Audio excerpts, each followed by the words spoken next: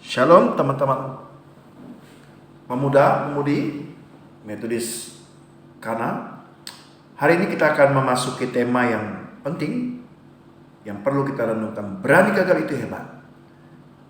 Pembicaranya adalah seorang pendeta yang pernah dikatakan pendeta gagal, namun dia tidak pernah berhenti berjuang. Dia tidak pernah berhenti berjuang. Ia hampir putus asa, ia hampir menyerah, namun tidak pernah mau berhenti berjuang. Siapakah dia? Ya, saudara, itu adalah saya. Saya pendeta Cliff. Dalam pelayanan saya pernah dikatakan, kamu pendeta yang gagal. Tapi saudara, saya tidak pernah menyerah. Sekalipun saya dikatakan pendeta gagal, saya tetap berjuang, saudara. Bahkan saya gunakan istilah definisi gagal itu adalah gunakan akal, gunakan akhlak agar berhasil.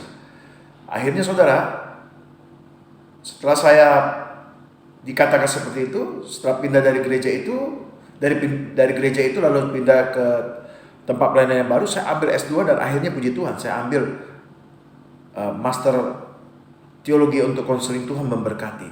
Saudara, setiap kita pernah mengalami kegagalan, saudara. Saya ambil siaran YouTube itu tentang gagal itu hebat, saudara. Nah, ini menarik, saudara. Ketika saya mengikuti, wah, menarik juga nih, gagal itu hebat. Dia seorang yang usaha bisnis sapi tapi gagal, tapi akhirnya dia tidak menyerah. Dia bilang, "Hei, gak apa-apa gagal. Dengan begitu kamu tahu kamu pernah mencoba sesuatu. Kamu bisa melakukan yang terbaik."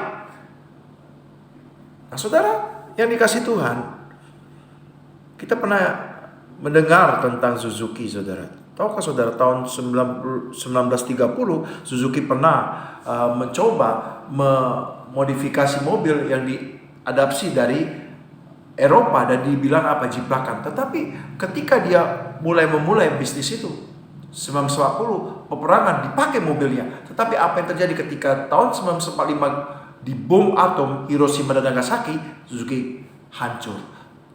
Perusahaannya hancur, dia mulai dari nol.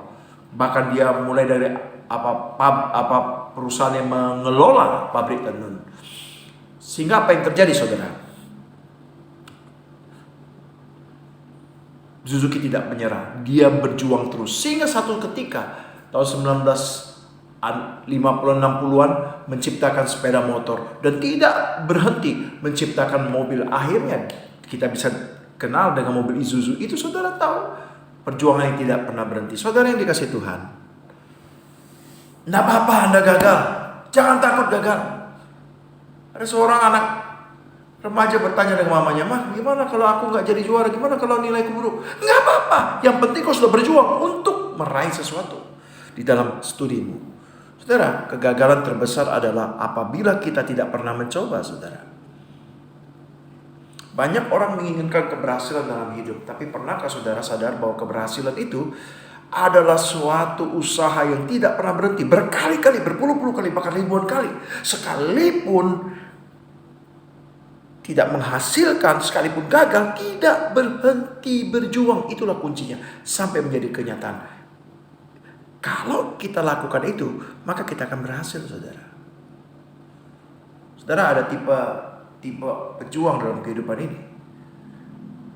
Ada pertama pejuang yang tidak pernah gagal, tapi sekali gagal dia langsung menyerah. Dia tidak mau lagi berjuang, dia trauma.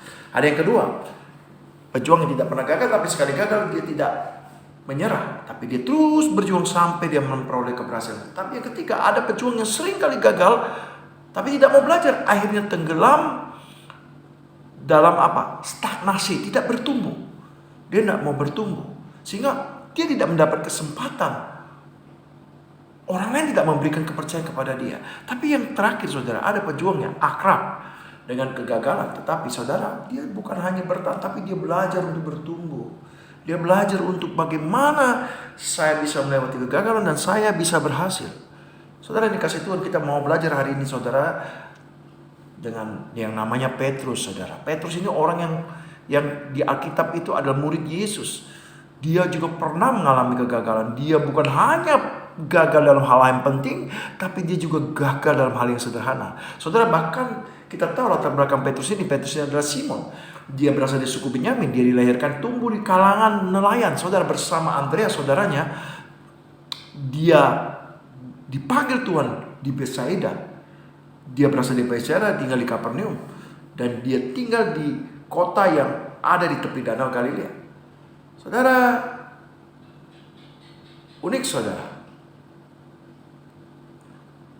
Sejak semula, murid Kristus ini yang bernama Petrus sangat unik saudara. Dia punya kemauan keras, temperamental, cenderung mengambil inisiatif dan berkomunikasi secara terbuka. Dan dia tidak pernah ragu untuk mengambil resiko.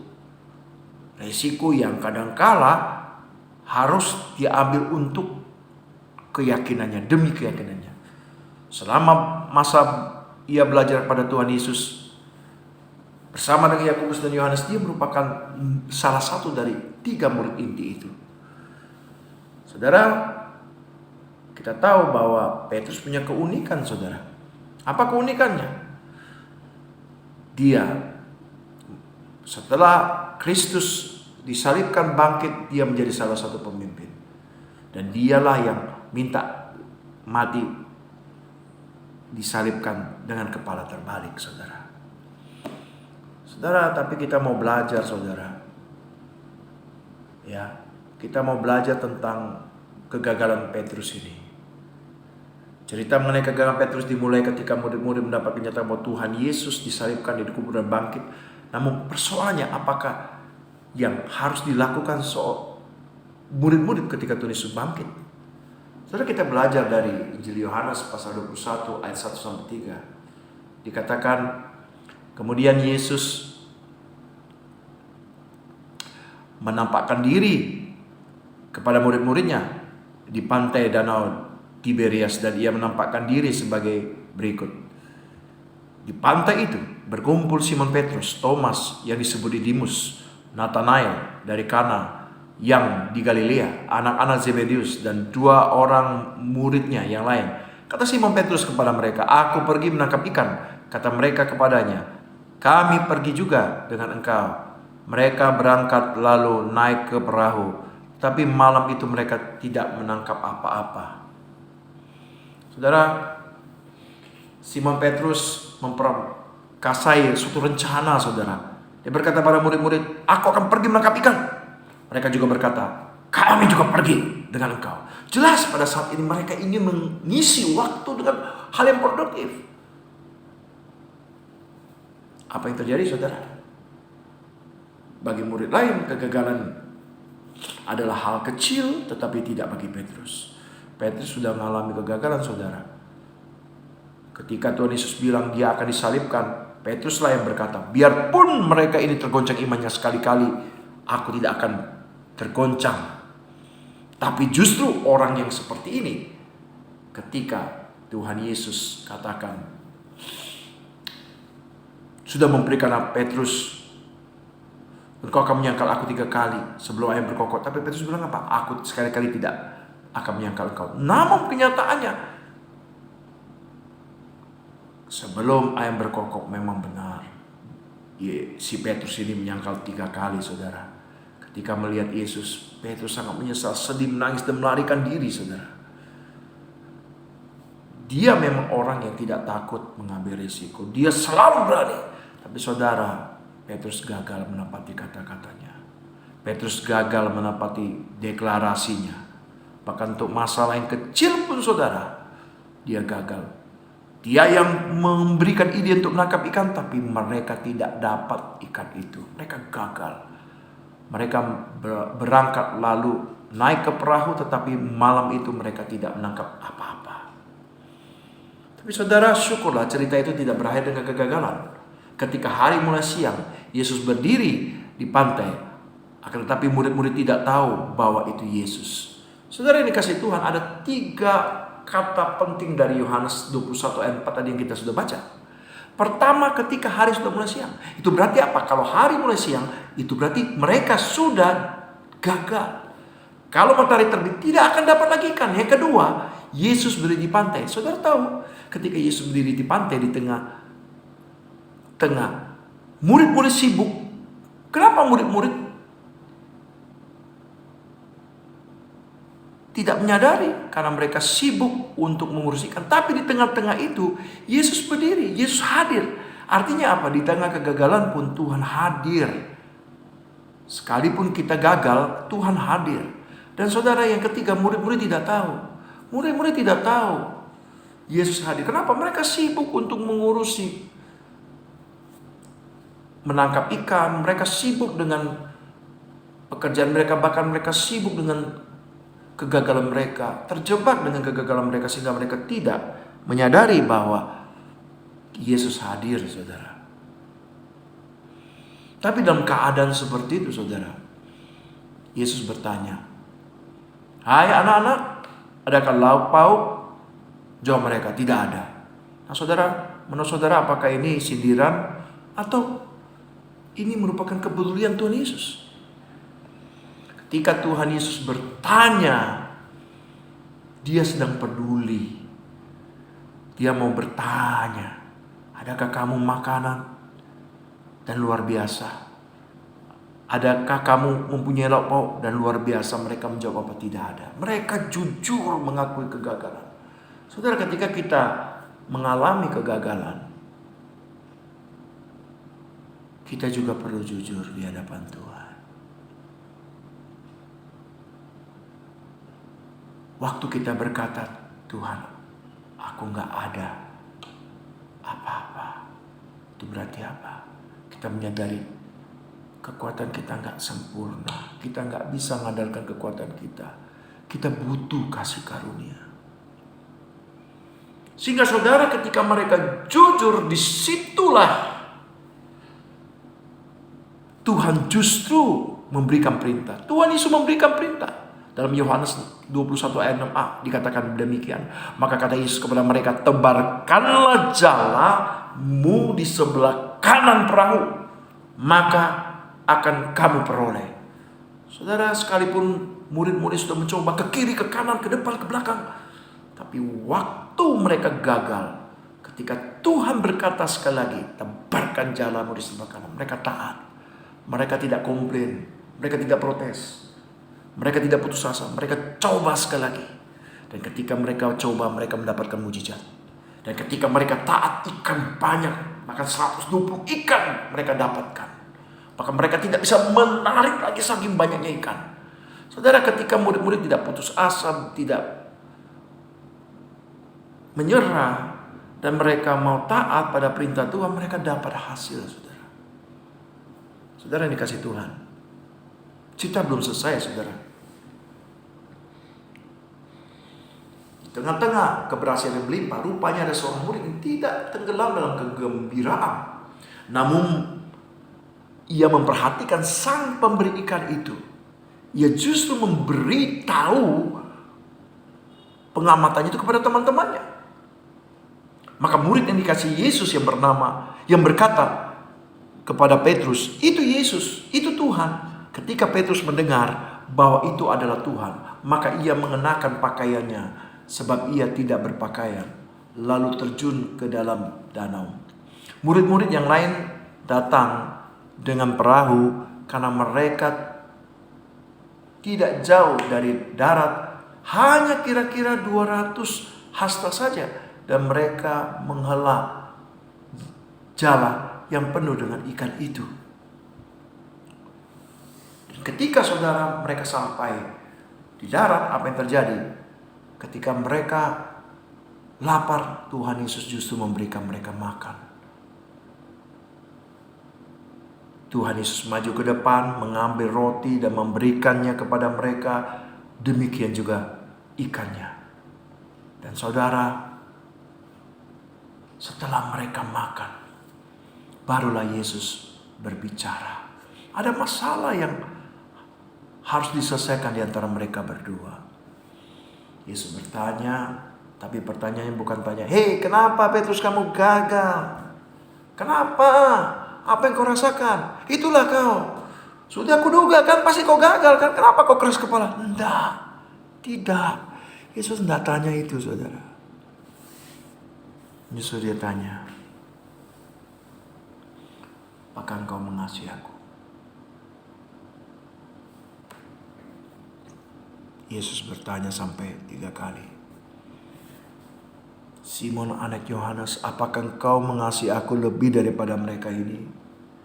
Simon anak Yohanes, apakah engkau mengasihi aku?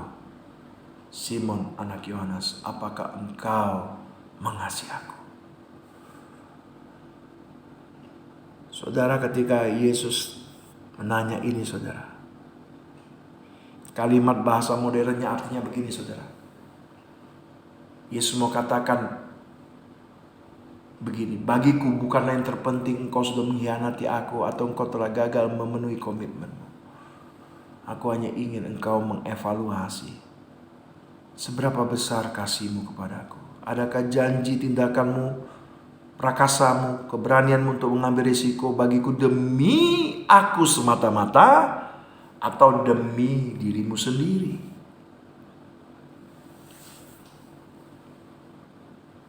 Apa yang dapat kita petik dari cerita ini? Yang pertama, saudara, Tuhan Yesus mengizinkan para pemimpin seperti Petrus mengalami kegagalan, baik besar dan kecil. Saudara, gak apa-apa gagal, saudara. Karena engkau sudah mencoba dan gagal, gak apa-apa. Daripada engkau tidak mencoba sama sekali dan engkau tidak mendapat apa-apa. Dalam hal ini, kegagalan itu biasa, lumrah. Kalau Anda berani gagal, hebat. Karena dalam kegagalanlah Anda belajar. Belajar apa, saudara? Yang kedua, dalam kegagalan, seketika semua orang meninggalkan kita dan kita merasa tidak berharga, kita tertekan, tapi Tuhan tidak pernah membiarkan kita. Pelajaran yang kita dapat ambil dari kegagalan, Yesus hadir di situ dan berkata, engkau tidak sendiri. Aku ada di sini bersama dengan kamu. Yang ketiga, saudara, Tuhan Yesus memberi jalan keluar. Ketika orang mau jujur mengaku kegagalan, aku gagal, Tuhan akan beri jalan keluar. Saudara, ketika Anda gagal untuk hidup suci, ketika Anda gagal untuk meraih mimpi, ketika Anda gagal untuk hidup lebih baik, ketika Anda gagal berkali-kali untuk menciptakan sesuatu, gagal dalam hubungan, saudara, katakan sama Tuhan, Tuhan, aku gagal. Tolong aku, Tuhan, aku gak sanggup dengan kekuatanku sendiri. Berilah kasih karunia. Itulah kunci untuk kita memperoleh kasih karunia Tuhan. Nah, saudara, yang keempat, dalam keberhasilan ataupun kegagalan, tidak seharusnya kita larut dalam keberhasilan atau larut dalam kesedihan karena kegagalan. Tapi kita sadar ada Tuhan yang sanggup menolong kita. Bagaimana aplikasinya? Bagaimana kita melakukan pelajaran ini, saudara? Pertama, seorang pejuang Kristen yang sejati tidak mudah ditenggelamkan oleh kegagalan. Ini kelebihannya. Kenapa?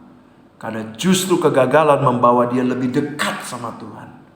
Saudara, pernahkah saudara bertanya di dalam hidup Anda? Pernahkah Anda mengalami kegagalan dan di tengah kegagalan Anda belajar untuk menyadari kasih dan kuasa Tuhan hadir dalam hidup Anda? Saudara, jangan mudah putus asa. Tapi saudara harus sadar, kalau Anda pejuang Kristen yang sejati, Anda tidak boleh tenggelam dalam kegagalan. Kenapa? Karena di dalam kegagalan pun Tuhan hadir bersama dengan Anda. Saudara, yang kedua, seorang pejuang Kristen yang sejati berani mengakui kegagalan. Akui kegagalan Anda, sekalipun itu menyakitkan. Bukankah sulit untuk mengakui kegagalan?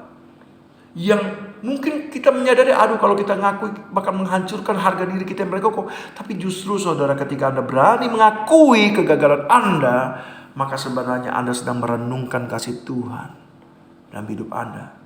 Dan Tuhan berkata, aku tidak pernah gagal. Rencanaku tidak pernah gagal. Sekalipun kau gagal, tapi rencanaku, kenapa kau bisa hidup sampai hari ini? Untuk apa kau hidup? Untuk melakukan yang baik daripada aku. Tidak pernah gagal. Jadi kalau kau berani katakan aku gagal, bagus, hebat. Akui kegagalan itu. Dan katakan, aku gak mampu, aku butuh Engkau, Tuhan. Ketiga, saudara, Justru di tengah dalam kegagalan, seorang pejuang Kristen sejati tidak akan pernah berhenti berjuang. Dalam kegagalan, seorang pejuang Kristen sejati tidak akan pernah menyerah. Dalam kegagalan, seorang pejuang Kristen yang sejati tidak akan putus asa. Namun dia percaya bahwa Tuhan sanggup mengubah kegagalan menjadi keberhasilan. Jika Anda gagal 10 kali, ingatlah ada orang yang telah gagal 15 kali lebih dari Anda sebelum mencapai keberhasilan. Karena itu saudara yang dikasihi Tuhan, sadarlah. You never know how close you are, so never give up on your dream. Jangan berhenti berjuang. Tinggal sedikit lagi untuk mencapai mimpimu. Jangan pernah berhenti berjuang. So, berani gagal itu hebat. Karena dalam kegagalan, sadari Tuhan ada di situ. Dan Tuhan dapat ubah kegagalan menjadi keberhasilan. Kita berdoa. Bapa di surga, berkatilah biarlah firman ini menguatkan kami. Mungkin hari ini kami lagi jatuh gagal dalam kehidupan kami, dalam kesucian kami, dalam mimpi kami. Mungkin dalam gagal dalam hubungan, dalam studi kami, pekerjaan. Tapi Tuhan, Engkau tidak pernah gagal atas hidup kami. Kegagalan dapat Engkau ubah menjadi keberhasilan. Sekalipun tidak ada orang yang sanggup menolong kami, tapi Engkau sanggup menolong kami Tuhan. Tolong kami. Terima kasih Bapa. Kuatkan melalui firman Tuhan ini. Dalam nama Tuhan Yesus kami berdoa. Amin.